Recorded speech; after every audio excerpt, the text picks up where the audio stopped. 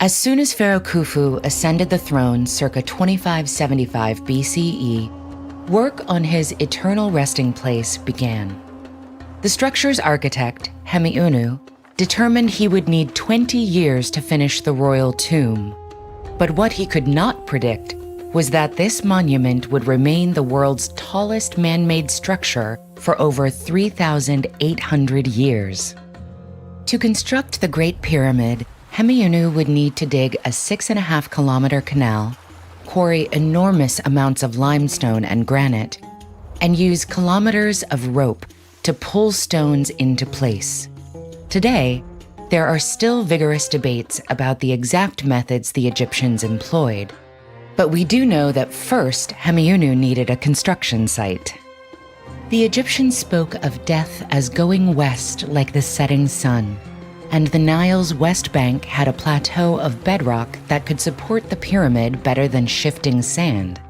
In a brilliant time-saving move, masons carved the plateau itself to look like the stones used for the rest of the pyramid.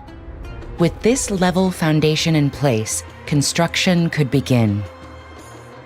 The project called for a staggering 25,000 workers, but fortunately, Hemiunu had an established labor supply. Egyptians were required to perform manual labor for the government throughout the year, and citizens from across the country came to contribute. Workers performed a wide range of tasks, from crafting tools and clothes to administrative work to back-breaking manual labor. But contrary to popular belief, these workers were not enslaved people. In fact, these citizens were housed and fed with rations better than the average Egyptian could afford. To complete the project in 20 years, one block of stone would need to be quarried, transported, and pushed into place every 3 minutes, 365 days a year. Workers averaged 10-hour days, hauling limestone from 2 different quarries. One was close to the site, but its fossil-lined yellow stone was deemed suitable only for the pyramid's interior. Stones for the outside were hauled from roughly 13 kilometers away, using 9-meter-long sleds made from giant cedar trunks.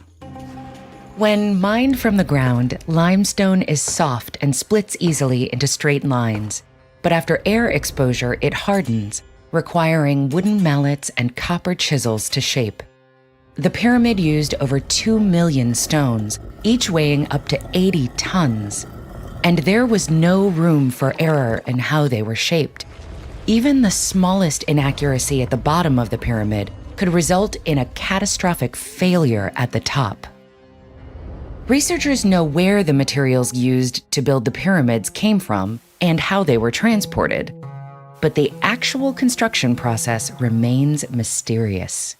Most experts agree that limestone ramps were used to move the stones into place, but there are many theories on the number of ramps and their locations. And the pyramid's exterior is just half the story. Since death could come for the pharaoh at any time, Hemiunu always needed an accessible burial chamber at the ready, so 3 separate burial chambers were built during construction. The last of these, known as the King's Chamber, is a spacious granite room with a soaring ceiling located at the heart of the pyramid. It lay on top of an 8.5-meter-high passageway called the Grand Gallery, which may have been used as an ancient freight elevator to move granite up the pyramid's interior. Granite was used for all the pyramid's support beams.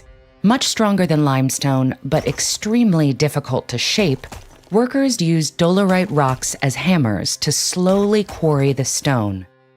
To ensure the granite beams would be ready when he needed them, Hemiunu dispatched 500 workers in the project's first year so that the material would be ready 12 years later.